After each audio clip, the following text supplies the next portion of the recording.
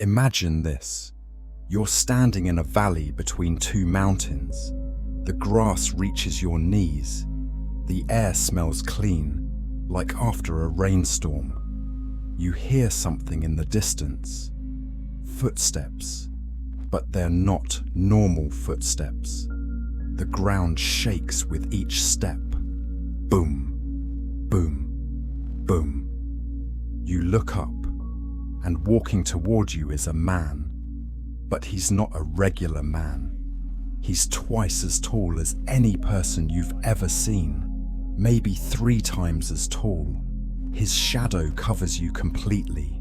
His voice, when he speaks, sounds like thunder. This isn't a fairy tale. This isn't make-believe. According to ancient writings that have survived thousands of years, beings like this really walked our earth. They were called the Nephilim, the giants, the mighty ones, the fallen ones. Tonight, we're going back to that world. We're going to discover who they were, where they came from, and what happened to them. We'll explore mysteries that archaeologists still argue about today. We'll hear stories that have been whispered around campfires for generations, and we'll try to answer questions that might change how you see ancient history forever. So get comfortable, relax your shoulders, take a deep breath, let your mind travel back through time, past everything you know, to a world that existed before the Great Flood, a world of giants. Let's begin.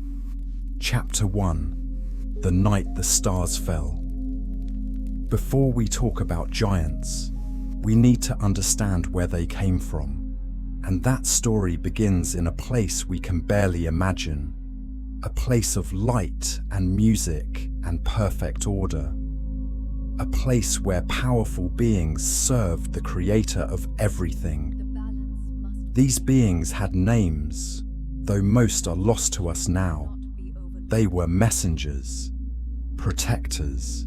Some watched over nations, others carried important announcements. They could travel between heaven and earth in the blink of an eye. They were stronger than any human, smarter than any scholar. They had been created for a purpose, to serve and to worship and to help care for creation. But here's something interesting. They had something else too. They had choice. Think about that for a moment. These powerful beings, surrounded by glory and perfection, could choose. They could decide whether to stay in their place or to leave it, whether to obey or to rebel, whether to be satisfied with what they had or to want something different. And one night, some of them looked down at the earth.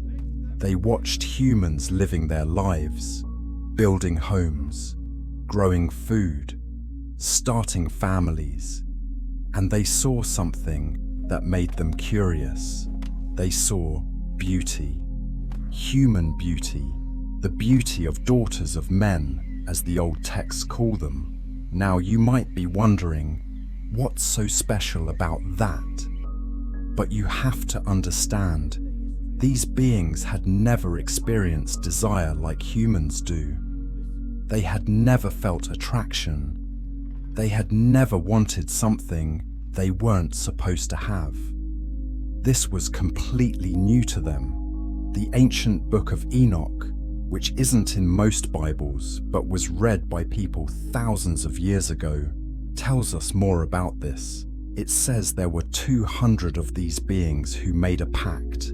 They gathered on a mountain called Hermon. Mount Hermon still exists today, by the way. You can visit it. It sits between Lebanon and Syria. On that mountain, these 200 beings made a promise to each other. They swore an oath. They said, "We're going to do this together. We're going to leave our place in heaven. We're going to go down to earth, and we're going to take human wives for ourselves." Their leader's name was Semjaza. The texts give us other names too.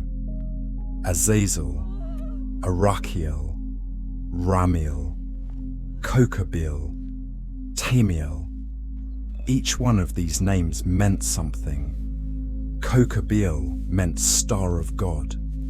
Tamiel meant perfection of God. These weren't minor beings. These were high-ranking, powerful angels who knew exactly what they were doing. And so they fell. Not fell like tripping, fell like choosing to come down, like deciding to leave everything they knew for something forbidden.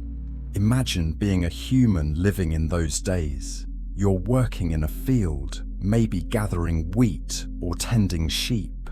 The day feels normal. The sun is setting, the sky turns orange and pink, and then you see lights falling from the sky. Not meteorites, not shooting stars, something else, something that moves with purpose, something that lands near your village and takes the form of a man, but not quite a man, something more, something that makes you feel small and afraid and amazed all at once. This is how it began. This is the night that changed everything. The night that would lead to the rise of the giants. The night that would eventually lead to the greatest catastrophe the world had ever seen. But we're getting ahead of ourselves. First, let's talk about what happened next. Because when these beings took human wives, something unexpected happened. Something that had never happened before in all of creation. Their children were different. Chapter 2. The first giants. Have you ever wondered what it would be like if your parents weren't both human? I know that sounds strange, but stay with me. What if one of your parents was something else? Something more powerful? Something not quite from this world? The children born from the unions between the fallen angels and human women were called Nephilim. The word itself is interesting. In the old Hebrew language, it comes from a root word that means to fall. So Nephilim could mean the fallen ones, or those who fell, or even those who make others fall. But there was something else about them that stood out immediately. They were huge. The ancient texts tell us they were giants, not just tall people, not just big and strong. They were enormous. Some accounts say they were 15 feet tall. Other accounts say even more than that. Imagine a person so tall they could look through a second-story window while standing on the ground. Imagine a person whose hand could wrap completely around your entire body. When the first of these giants were born, people didn't know what to think.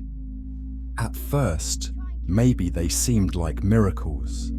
Strong babies, healthy babies, babies who grew impossibly fast. A child who should have been learning to walk was already running. A child who should have been learning to talk was already speaking in full sentences. But as they grew older, something became clear. These weren't normal children. They had appetites that couldn't be satisfied. The Book of Enoch tells us something disturbing. It says these giants consumed all the food that humans had worked so hard to grow. They ate everything. And when the crops ran out, the text says they turned to eating animals. And when the animals ran out, some accounts suggest they turned to eating people. Now, I want you to hit that subscribe button if you're finding this interesting, because the story gets even more intense from here. We're going to explore things that most people never hear about, mysteries that connect to archaeological discoveries happening right now. But first, let's talk about who these giants became as they grew up.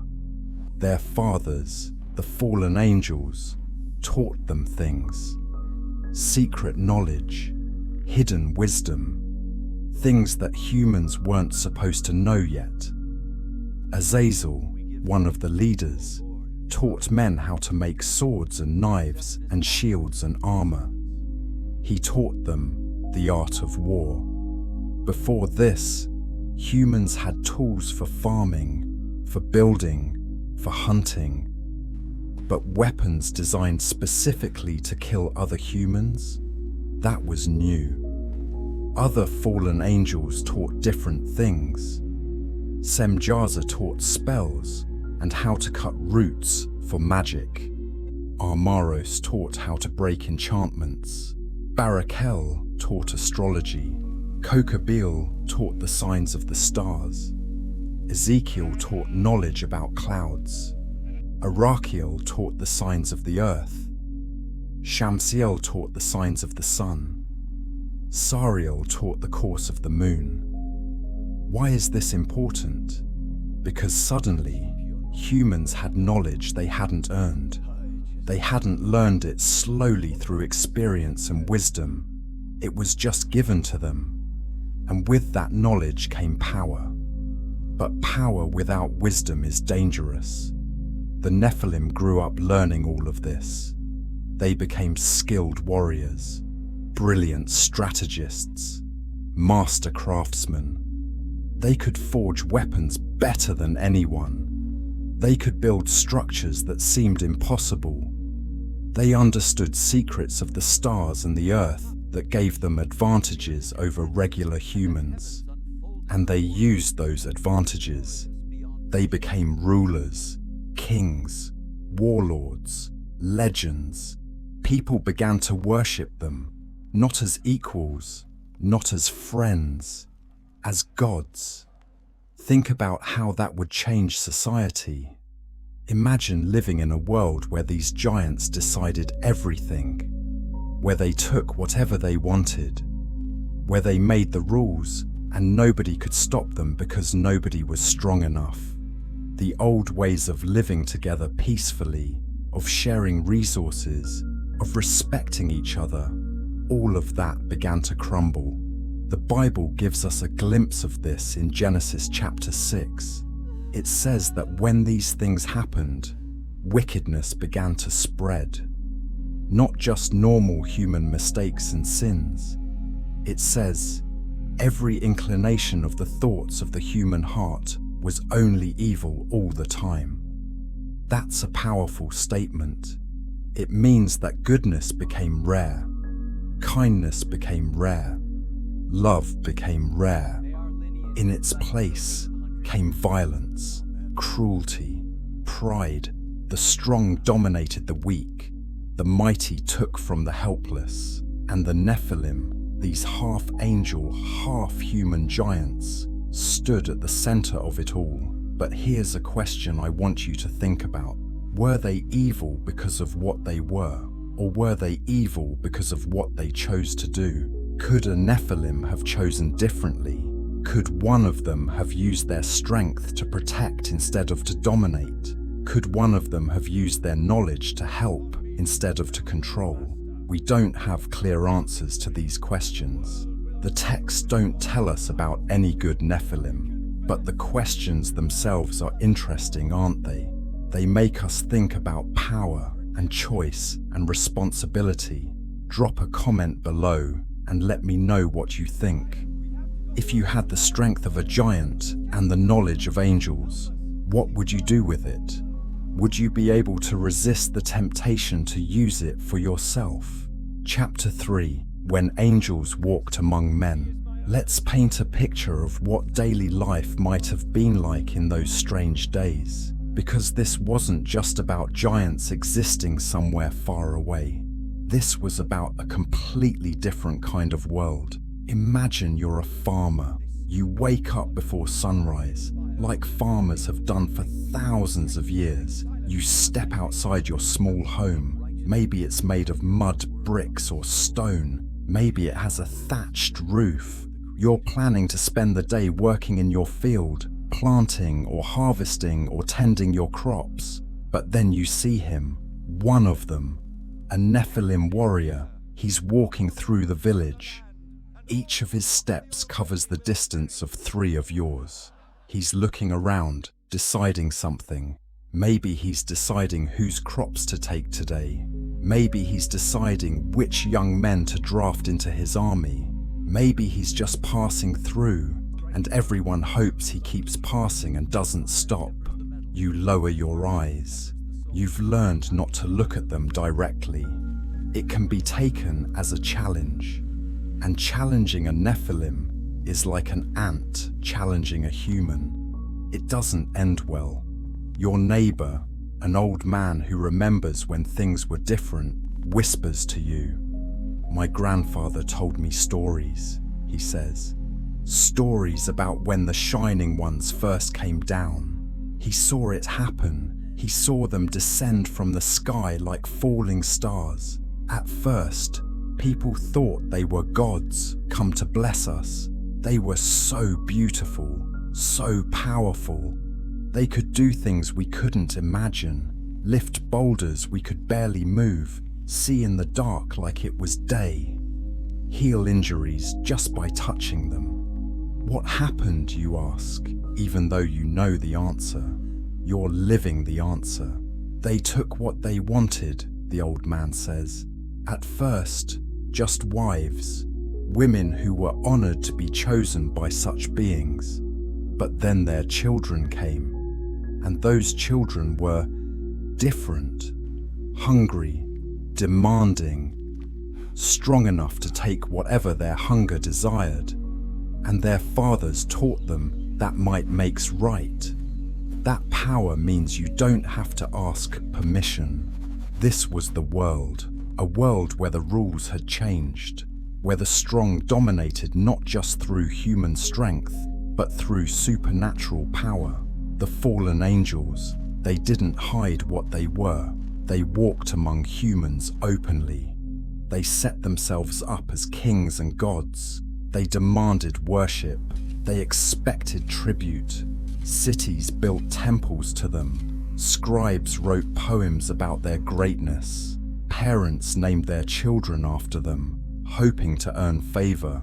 And the knowledge they shared, it transformed everything. Suddenly, there were weapons that could kill more efficiently, poisons extracted from plants that the fallen angels pointed out, methods of working metal that made harder, sharper tools, ways of reading the stars that help predict seasons and plan campaigns.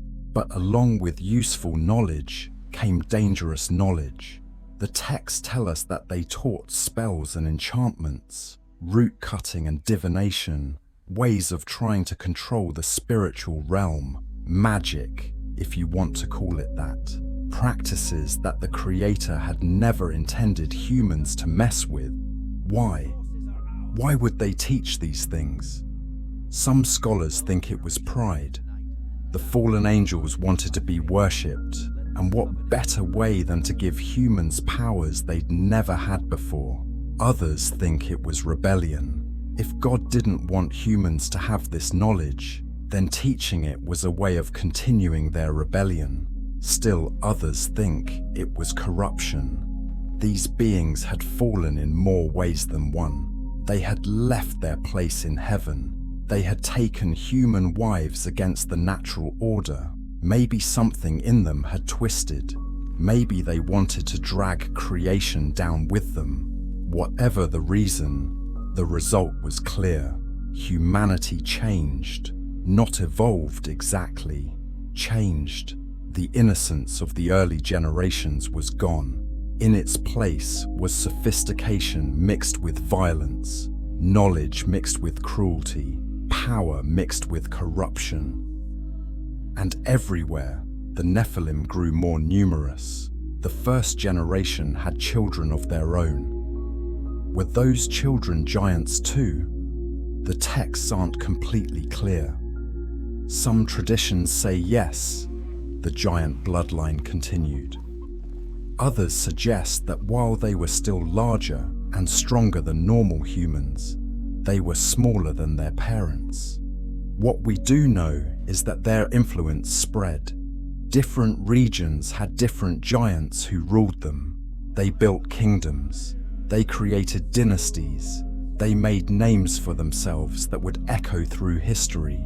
In fact, some scholars believe that many of the ancient myths and legends we know today are actually distorted memories of the Nephilim, the Greek titans, the Norse giants, the gods and demigods of ancient cultures around the world. Could these stories all be pointing back to a real event? A time when beings of immense power really did walk the earth? It's a controversial idea, and historians debate it. But it makes you wonder, doesn't it? Why do cultures separated by vast oceans all have stories about giants? Why do they all have myths about gods coming down from heaven and having children with humans? Could it be because something like this really happened, and the memory of it survived in the stories passed down through generations? If you're enjoying this exploration, make sure you've hit that like button. It helps more people discover these fascinating mysteries. And we're just getting started. Coming up, we're going to talk about some of the most famous Nephilim by name and explore archaeological discoveries that some people believe are evidence these giants really existed. Chapter 4. The Rise of the Mighty Ones. The Bible actually gives us a few specific names and details about certain giants. These weren't just nameless big people.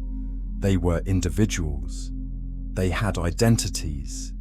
They made impacts that people remembered. Let's start with one you might have heard of, Goliath. Yes, that Goliath, the giant who faced David in one of the most famous stories ever told. The Bible tells us Goliath was from Gath, and he stood 6 cubits and a span tall. Now, a cubit is about 18 inches, and a span is about 9 inches. So that makes Goliath somewhere between 9 and 10 feet tall. That's huge, but it's actually on the smaller end of what some texts describe for the ancient Nephilim. Goliath had 4 brothers, all of them giants. Their names were Ishbi-Benob, Saph, and Lami. Another brother isn't named, but he's described as having 6 fingers on each hand and 6 toes on each foot. That's 24 digits total. Was this a genetic trait among the Nephilim? Some researchers think that extra fingers and toes might have been common among giant bloodlines. But Goliath lived much later, long after the flood. So how could he be a Nephilim? Well, here's where it gets interesting. The Bible tells us that after the flood, the Nephilim appeared again. Genesis chapter 6, verse 4 says, "The Nephilim were on the earth in those days, and also afterward, after the flood." How is that possible? The flood was supposed to destroy the Nephilim, right? That was part of why it happened. So how did they come back? There are a few theories. One is that the fallen angels, who could apparently travel between realms, did the same thing again after the flood. They took human wives again, and again, giant children were born. This would explain why we see giants popping up in the Bible stories that take place thousands of years after Noah. Another theory is that somehow, some giant genetics survived through the flood. Maybe one of Noah's daughters-in-law carried the genes. Maybe it came through a different line. The texts aren't perfectly clear on this, which is why it's debated. But what we do know is that in the land of Canaan, which is where God eventually sent the Israelites to live, there were giants. Multiple kinds of giants, actually. The Bible mentions the Anakim, the Rephaim, the Emim, and the Zamzumim, all of them described as tall, powerful, and frightening. When Moses sent spies into Canaan to scout it out, They came back terrified. They reported, "We saw the Nephilim there. We seemed like grasshoppers in our own eyes, and we looked the same to them." Grasshoppers. That's how huge the difference was. The Anakim were considered the most fearsome. Their name means long-necked ones. They lived in fortified cities with walls that seemed impossibly high. The spies said, "The people who live there are powerful, and the cities are fortified and very large." One of the Anakim was named Arba. He was considered the greatest warrior among them. He founded a city that was named after him, Kiriath Arba, which later became known as Hebron. This is a real city that still exists today in the West Bank. Another giant from the Anakim line was King Og of Bashan. The Bible gives us a fascinating detail about him. It says his bed was made of iron and was 9 cubits long and 4 cubits wide. That's about 13 feet long and 6 feet wide. Now, beds are usually a bit longer than the person sleeping in them, but even accounting for that, Og must have been somewhere around 11 or 12 feet tall. Think about what it would take to kill a warrior that size. Regular weapons might not even work properly. You'd need special strategies, special courage.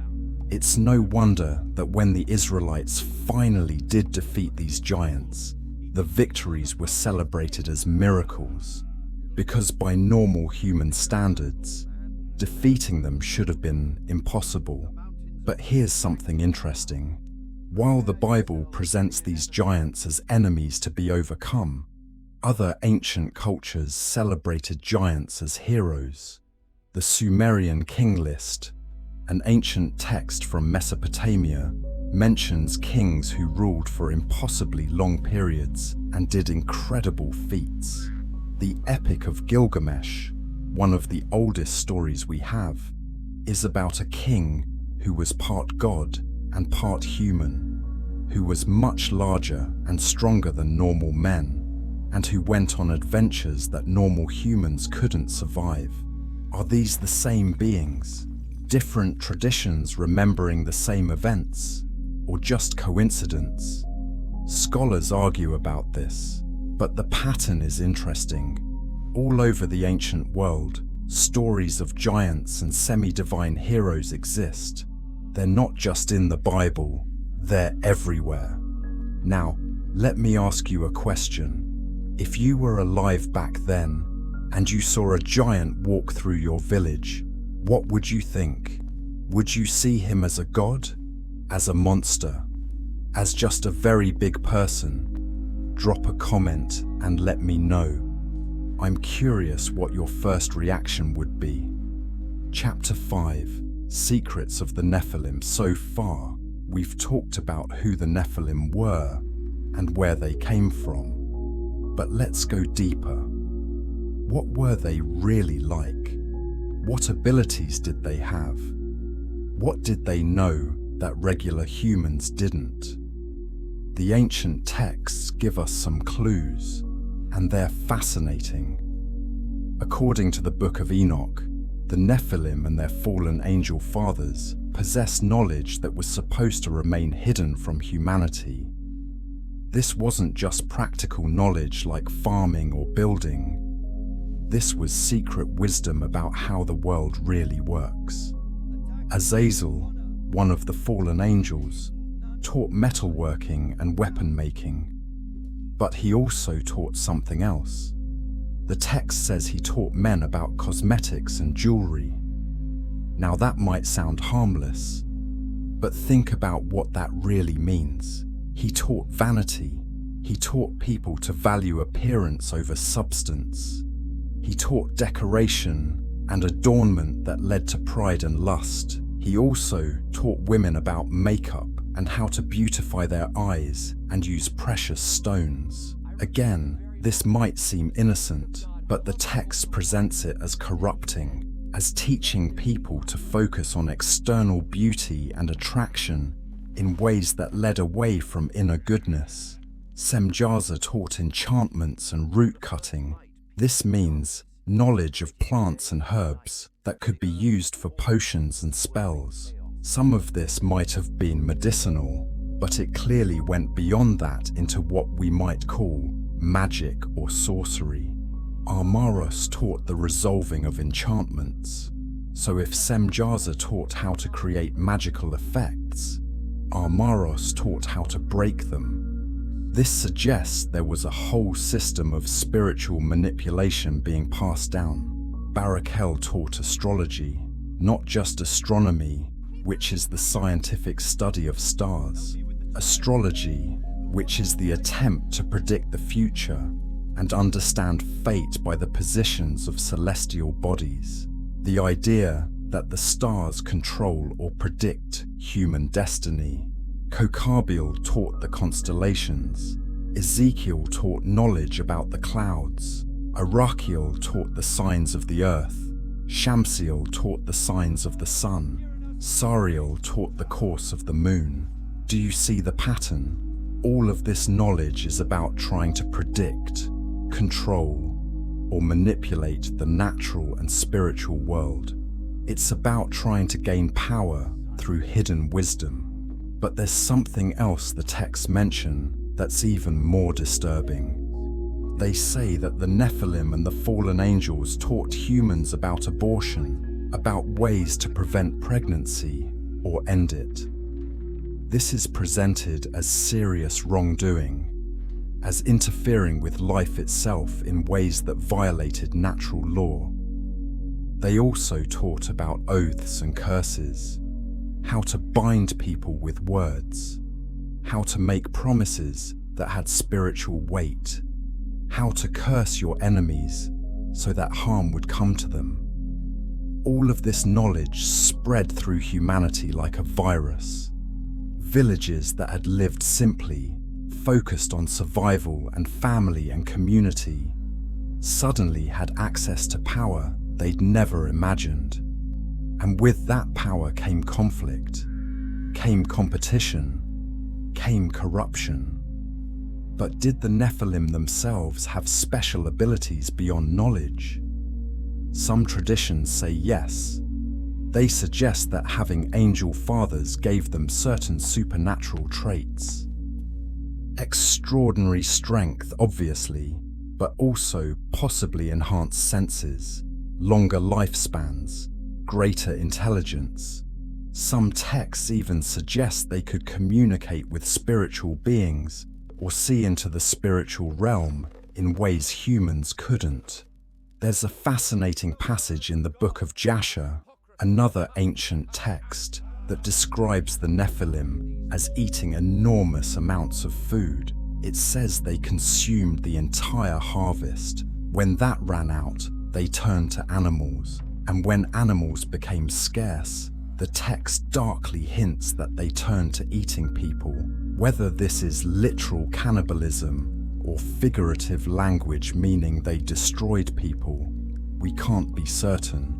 But it paints a picture of beings with appetites and desires that couldn't be satisfied.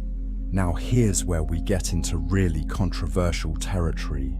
Some researchers today claim to have found evidence of the Nephilim, actual physical evidence, giant skeletons, oversized weapons and armor, massive structures that seem impossible for normal humans to have built. In the 1800s, newspapers in America frequently reported discoveries of giant skeletons, bones of people 7, 8, even 9 feet tall or more. Some reports mentioned skulls with double rows of teeth. Others mentioned the six-fingered, six-toed extremities we talked about earlier. The Smithsonian Institution allegedly has many of these remains, though they're not on public display. Some conspiracy theorists claim this is a cover-up, that evidence is being hidden because it would challenge evolutionary theories or raise uncomfortable questions. Others say the giant skeleton stories were hoaxes or exaggerations, that the bones were actually from large normal humans or were misidentified animal bones. What's the truth? It's hard to say, but it's interesting that the stories exist, isn't it? It's interesting that cultures all over the world have traditions about giants.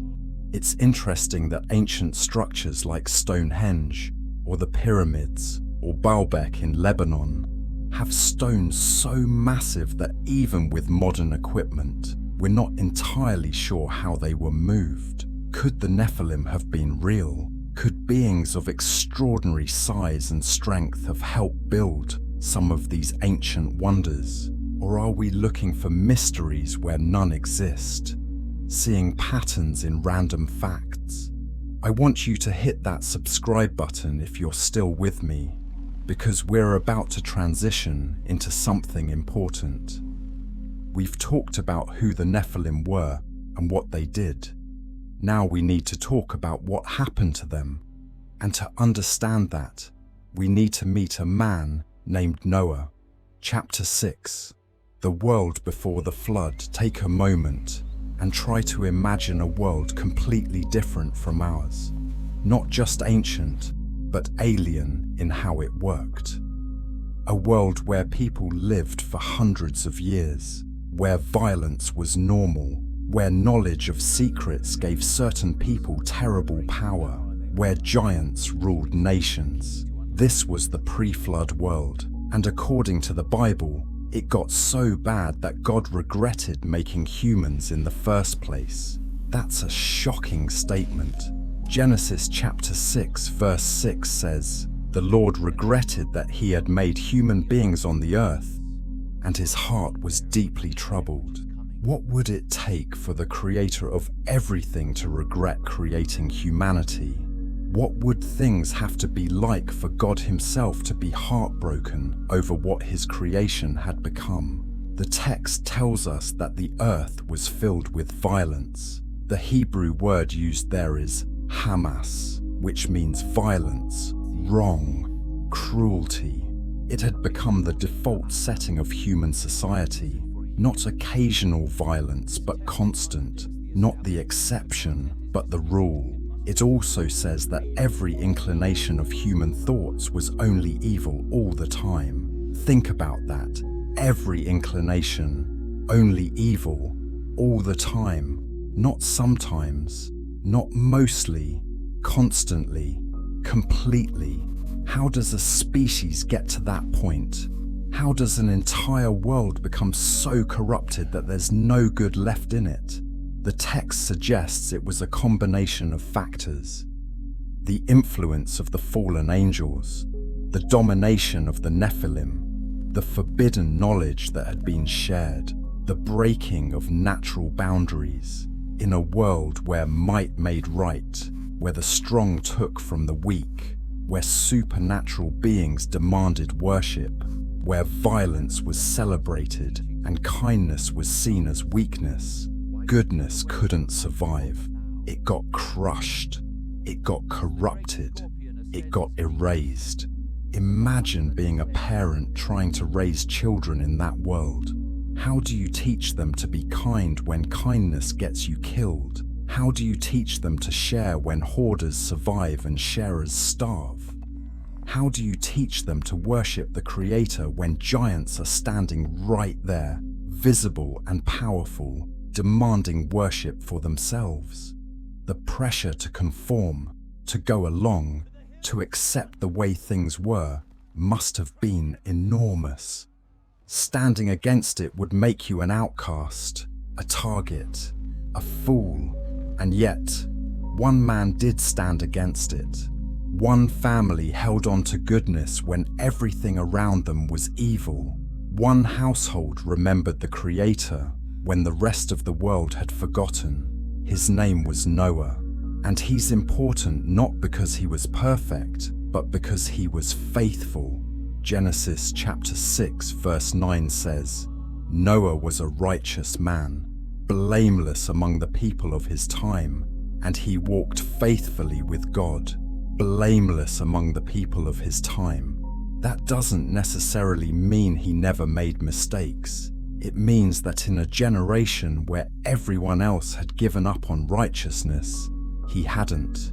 In a world where everyone else had forgotten God, he remembered.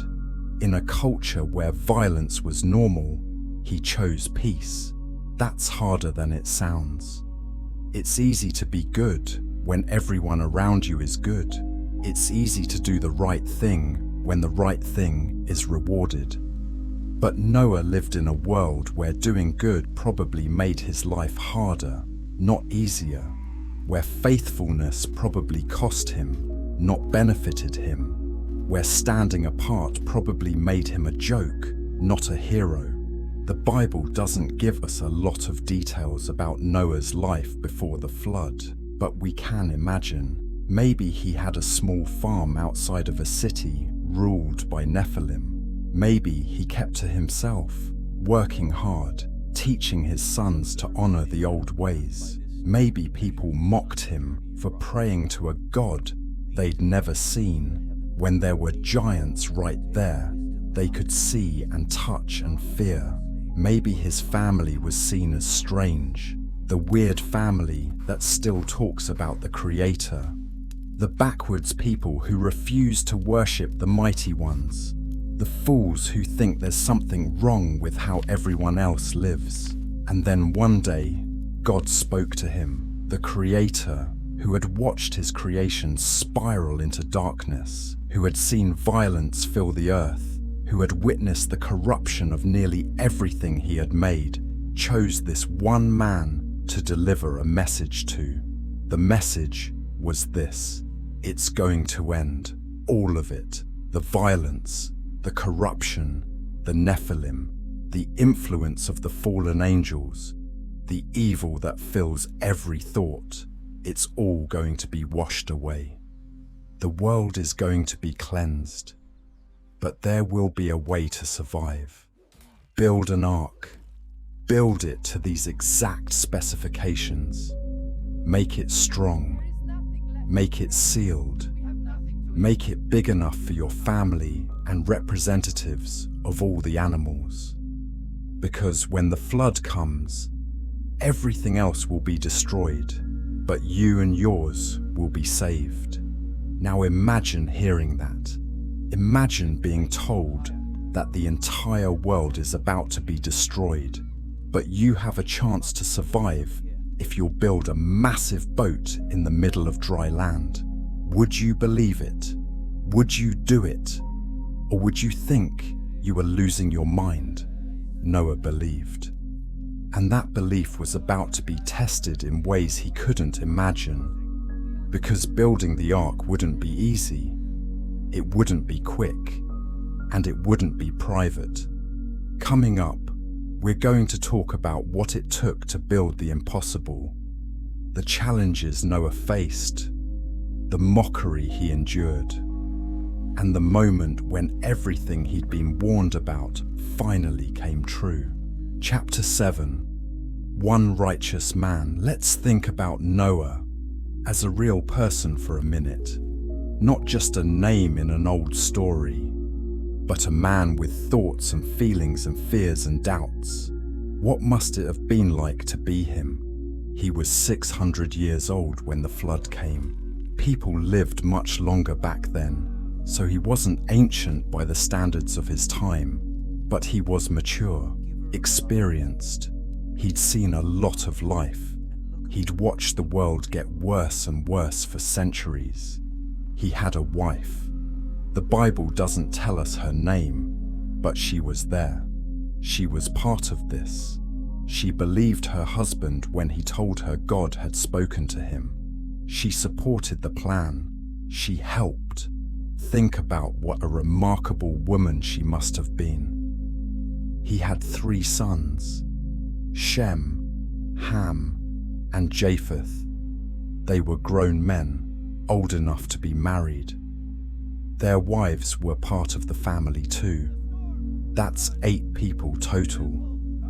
8 humans who would survive the greatest catastrophe the world had ever known. But before survival came preparation, and preparation meant building. God gave Noah detailed instructions. Use gopher wood, make rooms in it, Coat it with pitch inside and out. Make it 300 cubits long, 50 cubits wide, and 30 cubits high. That's about 450 feet long, 75 feet wide, and 45 feet high. For comparison, that's about 1.5 football fields long and as tall as a 4-story building.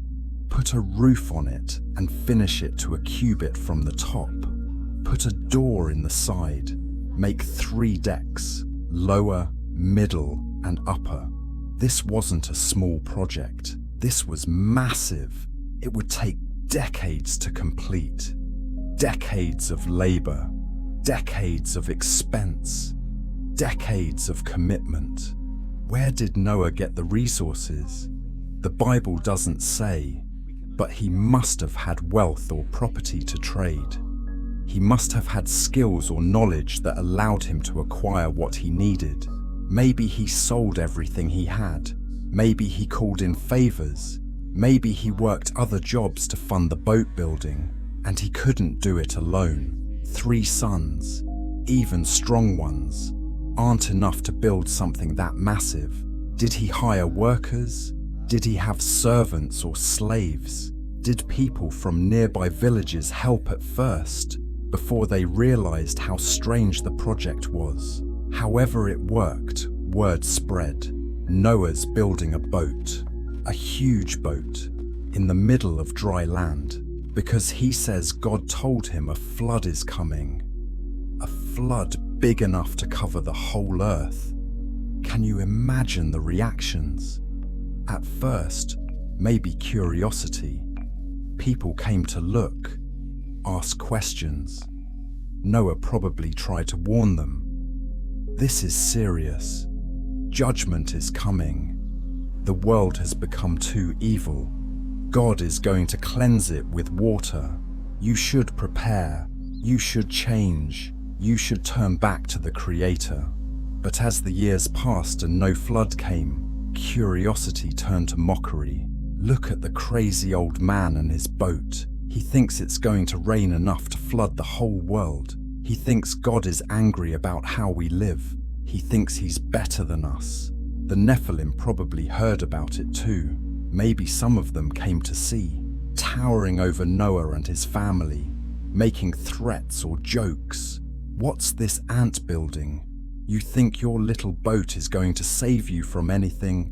You think you're special? But Noah kept building, day after day, year after year, sawing wood, fitting pieces, coating surfaces with pitch to make them waterproof, following the instructions exactly, trusting that even though he'd never seen rain like what was promised, even though it seemed impossible, God knew what he was doing. His sons grew up on that construction site. They learned carpentry and engineering. They learned to ignore mockery. They learned that faithfulness means doing what's right even when everyone thinks you're wrong. And their wives, they married into this. They joined a family that was known as the Weird Ones, the Fanatics, the Boat Builders. It must have been isolating. It must have been hard. But finally, after decades of work, it was done. The ark stood complete, massive, sealed, ready. And then God gave the next instruction. It was time to load it. If you're finding this story as fascinating as I do, go ahead and hit that like button. It really helps the video reach more people. And make sure you're subscribed, because we're about to get to the most dramatic part of the story. The part where everything Noah had been warning about finally happened. Chapter 8. Building the impossible. The ark wasn't just big, it was perfect for its purpose. Naval engineers today have analyzed its dimensions, and they found something remarkable. The ratios of length to width to height make it incredibly stable. It wouldn't tip easily. It wouldn't break apart in violent waters. It was designed not to travel anywhere, but to survive, to float and endure no matter what. Think about what had to go into it. The lower deck probably held the largest animals, creatures that needed serious space and support.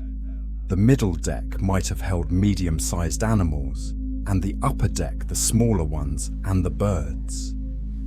The family would have lived somewhere in there too, probably near the food supplies and water storage. Speaking of food, that's another massive consideration. How do you feed two of every kind of animal for months?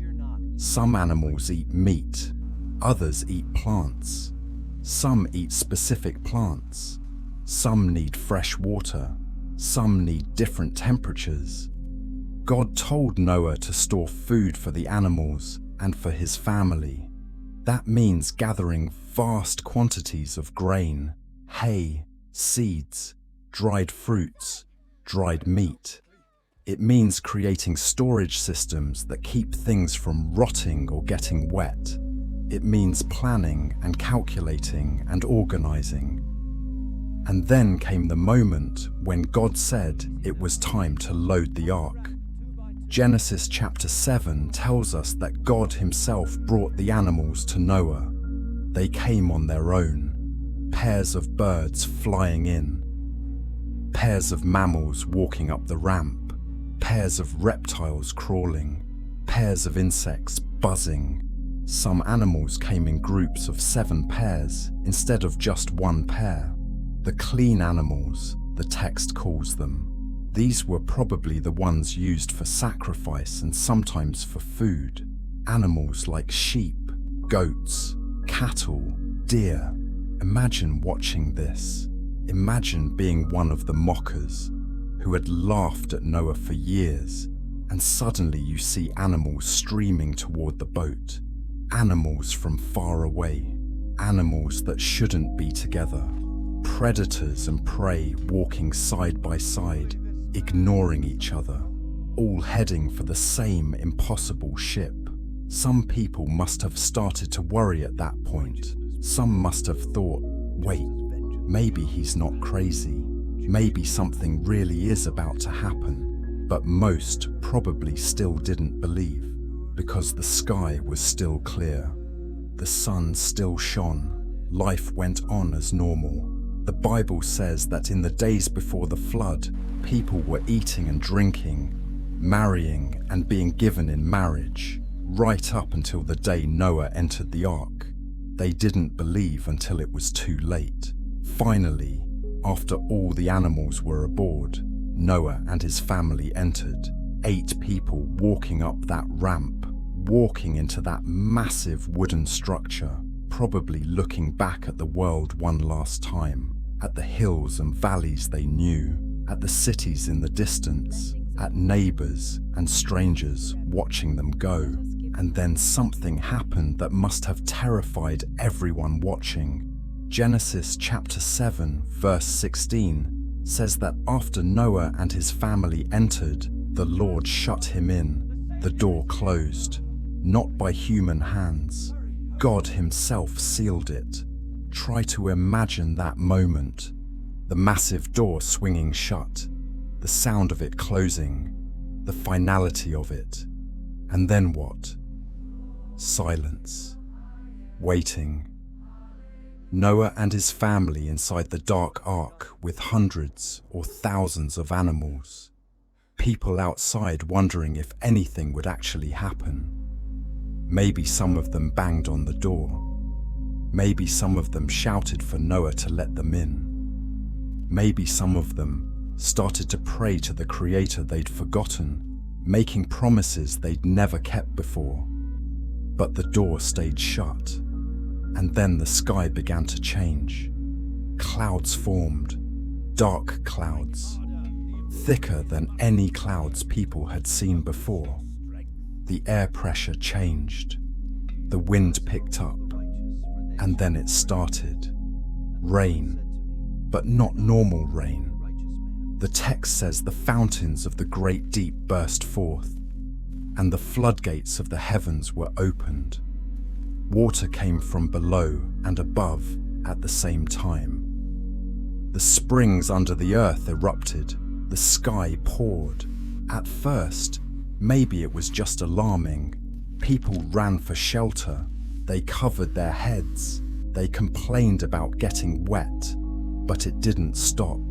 The rain kept coming, harder, heavier, constant.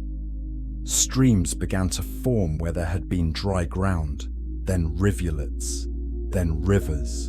The water started to rise, ankle deep, knee deep, waist deep, and it kept coming. Now people started to panic. They ran for higher ground. They climbed hills. They fled to the cities, thinking the walls would protect them. The Nephilim used their strength to reach tall structures, confident their power would save them. But the water rose and rose and rose. Genesis chapter 7 says that all the high mountains under the entire heavens were covered. The waters rose more than 20 feet above the mountains. 20 feet. That's enough to drown anything trying to survive on the peaks. Drop a comment if you can imagine what that must have been like. The terror, the realization, the moment when even the strongest giant understood that no amount of strength would save him from this. Chapter 9. The Gathering Storm. The first week inside the ark must have been the strangest week of Noah's life. The rain pounded on the roof. The animals made noises, adjusting to their pens and cages. The family probably stayed close together, eating meals in the dim light, praying, waiting. They could hear it all. The rain, the rising water, and probably for a while, the sounds from outside. Voices, screaming, banging on the hull. People who had ignored the warnings now desperate for rescue. But the door was sealed, not by Noah, by God. Even if Noah had wanted to open it, he couldn't. This wasn't his judgment. This was God's, and it had been decided. The Bible doesn't dwell on the suffering of those outside. It doesn't give us details, but we can imagine. We can picture families huddling together on rooftops as the water climbed. We can picture the mighty Nephilim, so used to being powerful, now helpless against the flood. We can picture the fallen angels who had corrupted so much, watching their hybrid children die. Genesis says that everything on dry land that had the breath of life in its nostrils died. Everything. Birds, livestock, wild animals, creatures that swarm, and all mankind. Everything that breathed air and lived on land perished. Only Noah and those with him in the ark survived. The world that had existed before was being erased. The cities the Nephilim had built were being buried. The altars raised to the fallen angels were being destroyed. The monuments to violence and pride were being washed away. It was a reset, a cleansing, a terrible mercy. For 40 days and 40 nights, the rain continued. By the end of that time, the ark wasn't resting on the ground anymore.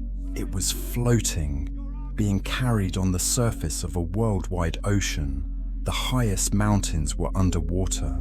The earth had returned, in a way, to how it was before the third day of creation, when God separated the waters and let dry land appear. Now the water had returned, and the land was hidden. Inside the ark, Noah and his family had to trust that the structure would hold, that the pitch wouldn't crack, that the seams wouldn't split, that the measurements God had given were perfect. Every creak of wood, every shift of the vessel must have been a moment of tension. Are we safe? Is this it? But the ark held. Day after day, week after week, it floated, protected, preserved, carrying the future of life on earth. After 40 days, the rain stopped. But the water didn't immediately recede. It stayed high. For months, the ark drifted on a world covered by ocean. Genesis tells us it came to rest on the mountains of Ararat. Even today, people search those mountains in Turkey, looking for remains of the ark. Some claim to have found it. Others say the evidence isn't clear, but the mountain range is real, and the story points to it as the ark's final resting place. Even after the ark settled, the family had to wait. The water slowly went down, slowly, over months. Noah sent out a raven at one point, and it flew back and forth, finding nowhere to land. Then he sent out a dove. The first time it came back, there was nowhere for it to rest. The second time, it came back with a fresh olive leaf in its beak. That must have been an incredible moment. It meant that somewhere, plants were growing again. Life was returning. The third time Noah sent the dove out, it didn't come back. It had found a place to make a home. Finally, after more than a year inside the ark, God told Noah it was time to come out. Can you imagine that moment? Opening the door, stepping out into fresh air, seeing the sun, seeing dry ground, seeing a world washed clean, but also seeing a world empty. No cities, no people, no Nephilim, just Noah's family and the animals leaving the ark, stepping into a silent planet. They were the only humans left. The only chance for humanity to start over.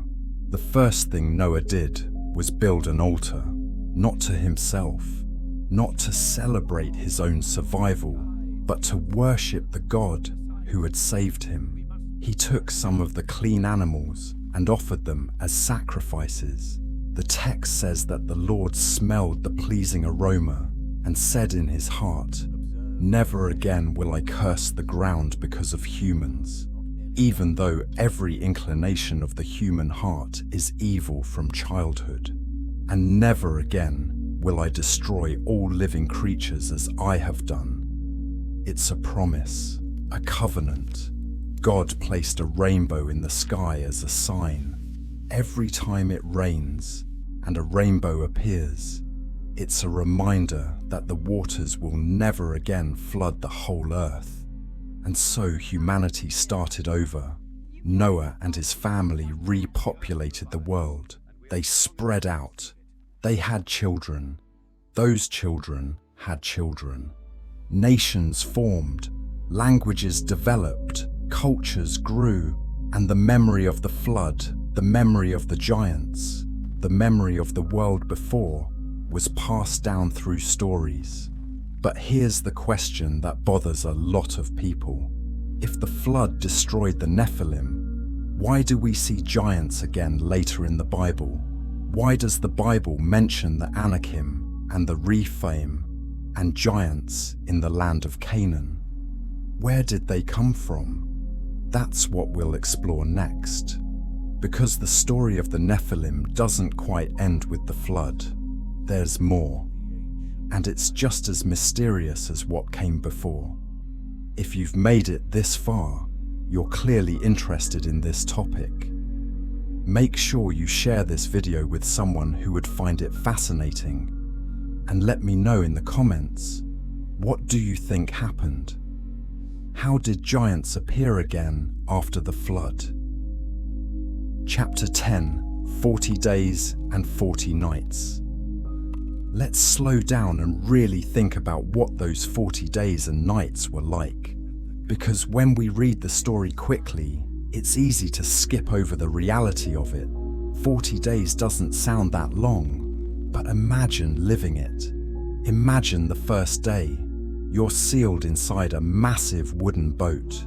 It's dark, except for the window near the top. You can hear the rain starting. Just rain at first. It's loud on the roof. The animals are restless, making noise, adjusting to captivity.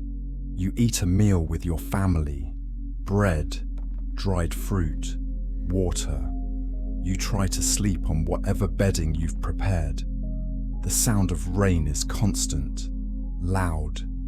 You've never heard rain like this. Day 2. The rain hasn't stopped. It's actually gotten worse, harder. You can hear water rushing outside. When you look through the window, you can see that the ground is already flooded. Streams have become rivers. The world is turning into a lake. Day 3. You feel the ark shift slightly.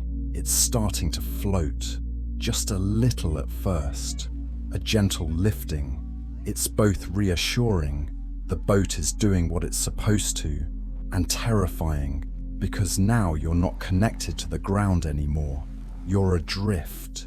Day 5. You hear noises outside, voices, screaming, pounding on the wooden hull. People want in. They're begging, pleading, praying. Your wife cries. Your sons ask if you should try to help, but the door is sealed by God. You can't open it even if you wanted to. You pray for the people outside, but you can't save them. Day 10. The voices have stopped. The water is deep now, very deep. You can't see land anymore when you look out. Just water in every direction. The ark rocks gently. Some of the animals have gotten used to it. Others are still agitated. You've developed routines, feeding schedules, cleaning schedules. It helps to stay busy. Day 20. You've lost track of the outside world completely. It's just you, your family, the animals, and the rain. Always the rain. Pounding. Relentless. You wonder if it will ever stop. You wonder if God has forgotten you, but you trust. You remember the promise. You remember that God willed you to build this ark, and if He wanted you to survive, there must be a purpose. Day 30. The younger members of the family are getting restless. There's not much to do, not much space to move. The air inside smells like animals and wet wood and sweat. Everyone is tired of being cooped up, but the rain continues. Day 40, and then, finally, it stops. The sound that has been constant for more than a month suddenly ceases. The silence is almost shocking. You look out the window. The sky is still cloudy, but the rain has stopped. You feel hope for the first time in weeks, but the waiting isn't over. The water is still incredibly deep. It will take months to recede, months more of floating, of feeding animals, of living in close quarters with your family, of wondering when and where you'll finally be able to leave. During those long months, there must have been conversations, long talks about what the new world would be like, about what they would do first, about how they would start over. Maybe they made plans, decided where to settle, discussed how to divide the land, talked about the mistakes of the old world and how to avoid them. They must have also talked about what they'd lost, friends who hadn't listened, places they'd loved that were now buried under miles of water, the life they'd known that was gone forever. Grief would have been part of the experience. Even though they were saved, they'd lost almost everything else. And what about the fallen angels and their offspring? The Bible suggests that the angels were bound and imprisoned. 2 Peter chapter 2 and Jude both mention angels being kept in chains in darkness until the judgment. Their rebellion had consequences. Their punishment began. And the Nephilim? They died. Their physical bodies perished in the flood. But some ancient texts suggest that their spirits became something else. Demons, disembodied spirits that wander the earth, looking for bodies to inhabit, causing trouble, spreading evil in spiritual ways instead of physical ways. This is speculative theology, not clearly stated in the Bible, but it's a tradition that's been around for thousands of years. The idea that demons are the spirits of the deceased Nephilim, trying to continue their rebellion in a different form. Whether that's true or not, what's clear is that the physical threat of the Nephilim ended with the flood. Their kingdoms were destroyed. Their violence was stopped. Their influence was washed away. The earth was cleansed. Month 6. The ark settles on solid ground. You feel it touch down. It's not floating anymore. It's resting on a mountain. The water is still high, but you're on something solid. It's progress. Month 10. The tops of other mountains become visible. The water is definitely receding. You send out the raven. It doesn't find anywhere to land, but it's a test. A way of checking on the world outside. Month 11. You send out the dove. It comes back with an olive leaf. Your wife cries again, but this time with joy. Trees are growing. Plants have survived or are growing again. Life is returning. Month 12. You send the dove again. This time, it doesn't come back. Your sons cheer. It means there's dry land out there. Enough for a bird to make a home. Month 13. God speaks to you again for the first time since you entered the ark. He says it's time. Time to open the door. Time to leave. Time to start the new world. Your hands shake as you work to unseal the door. Your family gathers behind you. The animals sense something is happening. They make noise, excited or nervous. And then the door opens. Fresh air rushes in. Sunlight, real sunlight, streams through. You step out onto the ramp. Your feet touch dirt for the first time in over a year.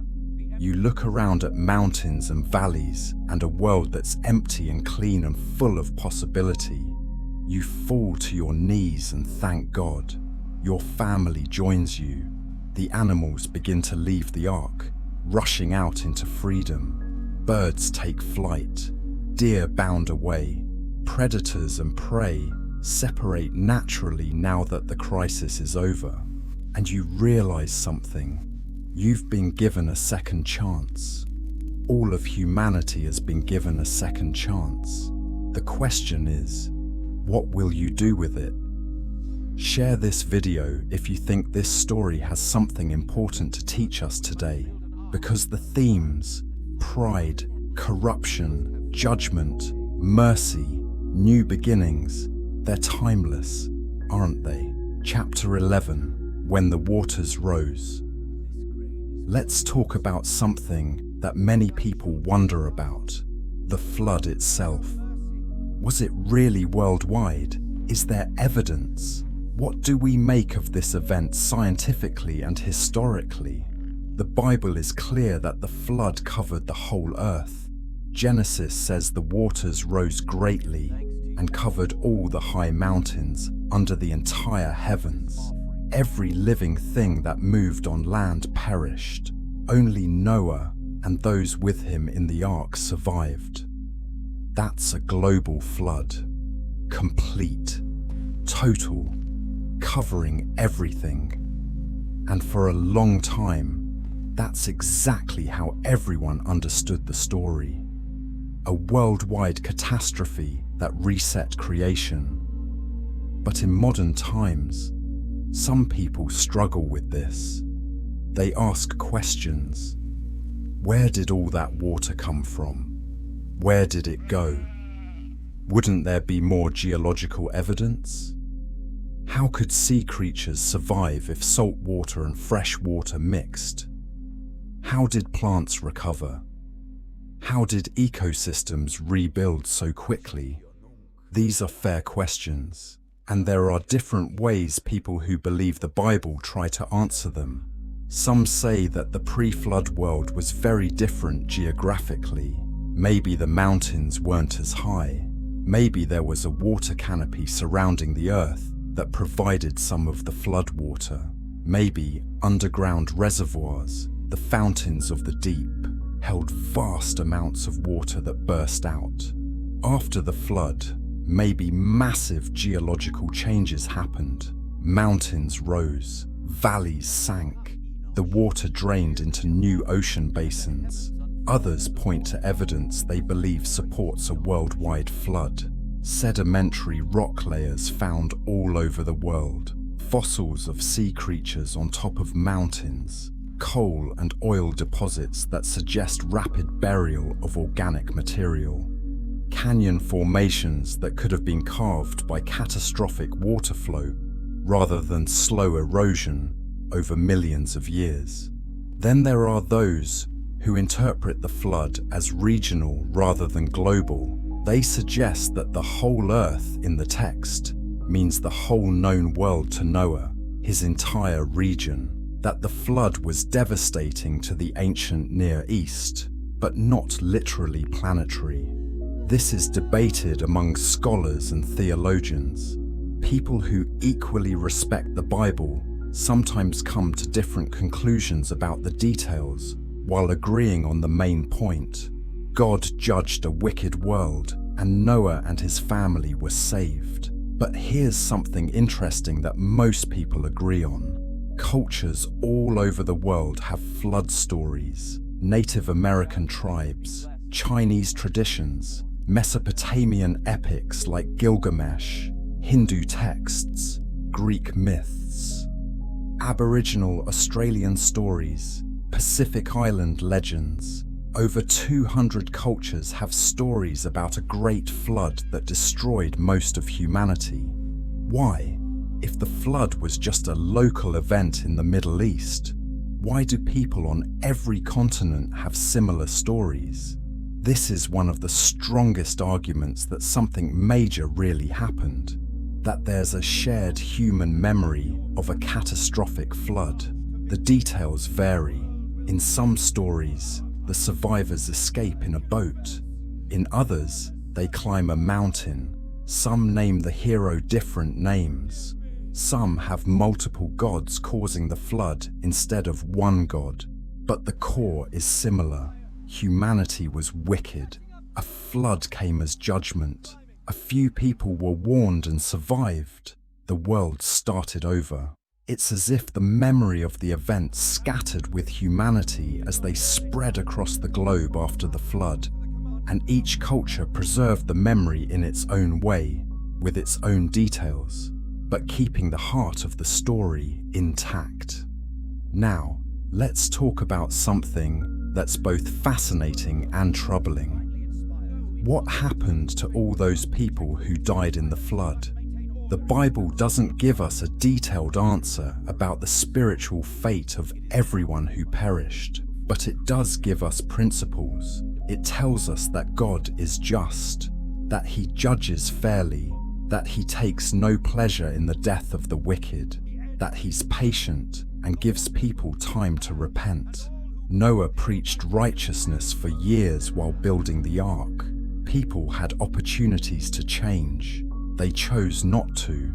It also tells us that sin has consequences, that a world filled with violence and corruption can't continue indefinitely, that judgment, while terrible, is sometimes necessary to protect what's good and give righteousness a chance to flourish again. The flood wasn't cruel. It was heartbreaking. God's heart was troubled before He sent it, but He also saw something that we couldn't see. He saw the absolute state of human hearts. He saw that without intervention, evil would consume everything, that eventually, even the possibility of goodness would be extinguished. The flood was a preservation of hope, a violent cutting away of cancer so that the body could survive, painful, devastating, but ultimately merciful because it allowed for a future.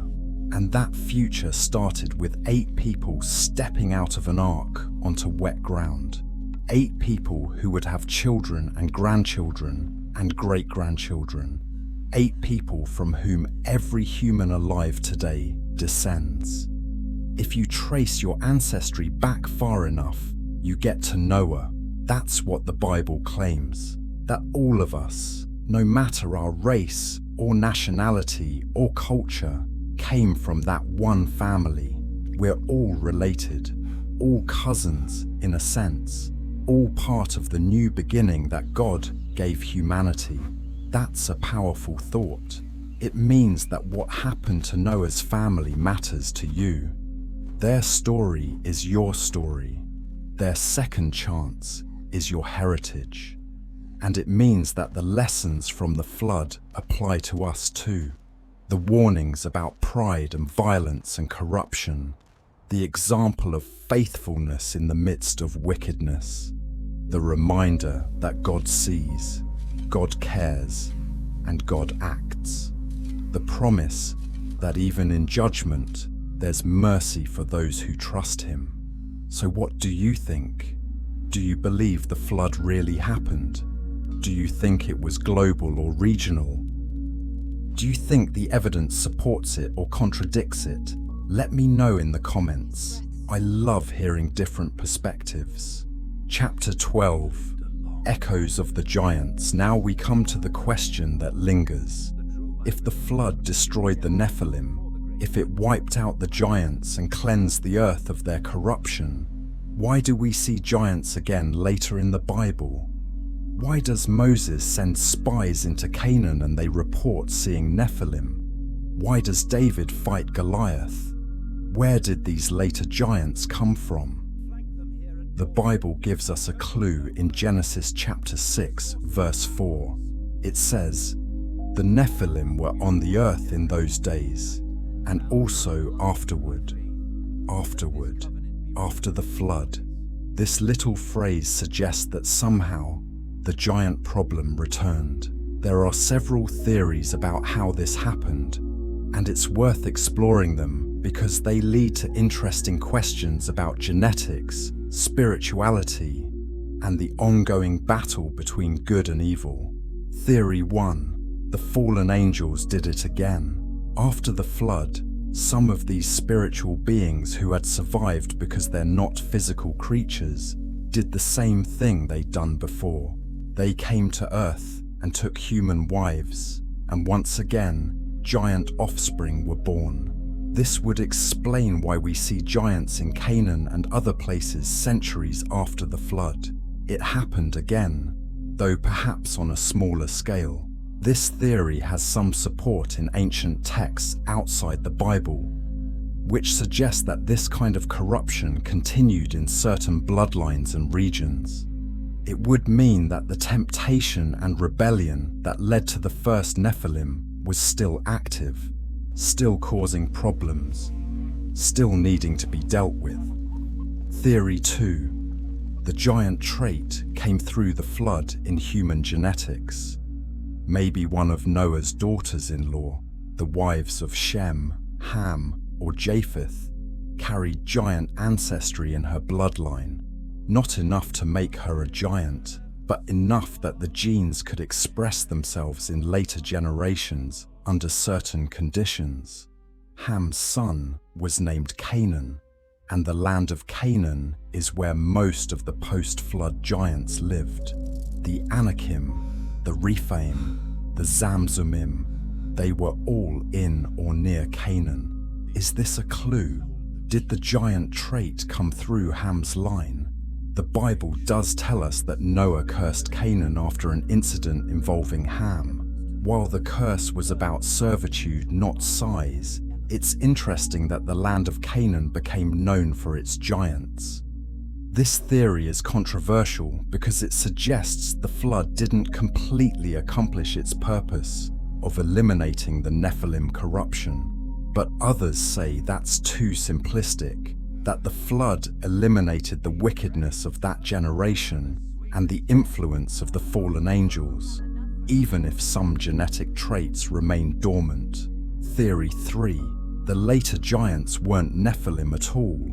They were just very large humans. Abnormally tall, yes, but not the hybrid offspring of angels. The word Nephilim might have been used loosely by the Israelite spies because they were scared and exaggerating, or because in their culture, any giant was associated with the old stories of the Nephilim. This theory explains why the post-flood giants, while impressive, don't seem to have the same level of supernatural power as the pre-flood Nephilim. Goliath was big and strong, but he was still just a man. David killed him with a stone. The Anakim were defeated by Joshua and the Israelites.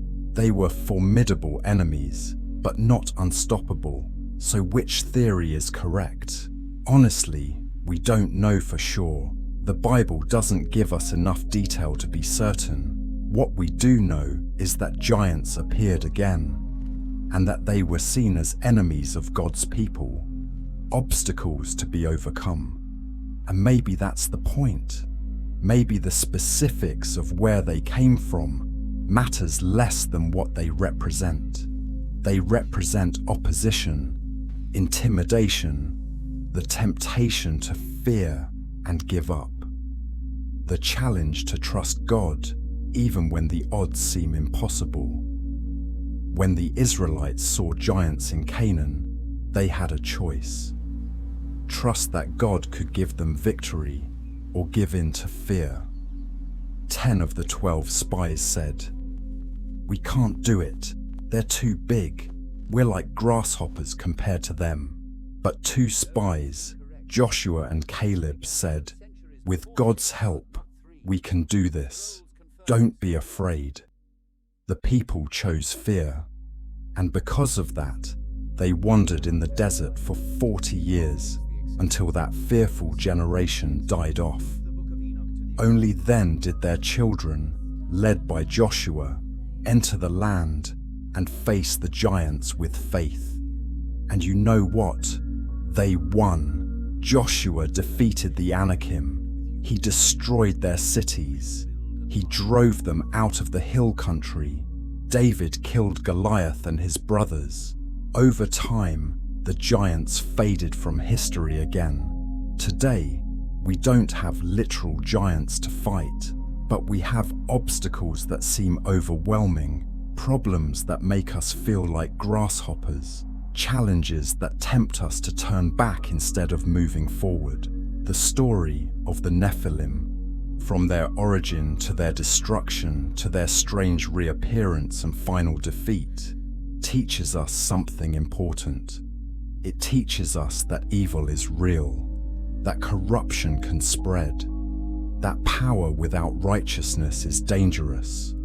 But it also teaches us that God is greater, that He judges evil, that He preserves good, that He gives second chances, and that with faith, even giants can be defeated. So as we close this journey, let me ask you one final question. What's your giant? What's the thing in your life that seems too big to overcome?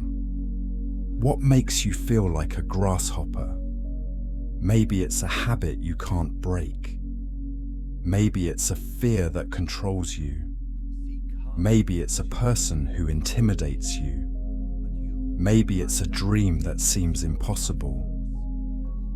Whatever it is, the story of Noah and the giants reminds us that with faith and obedience, impossible things become possible. Noah built an impossible boat and saved the world.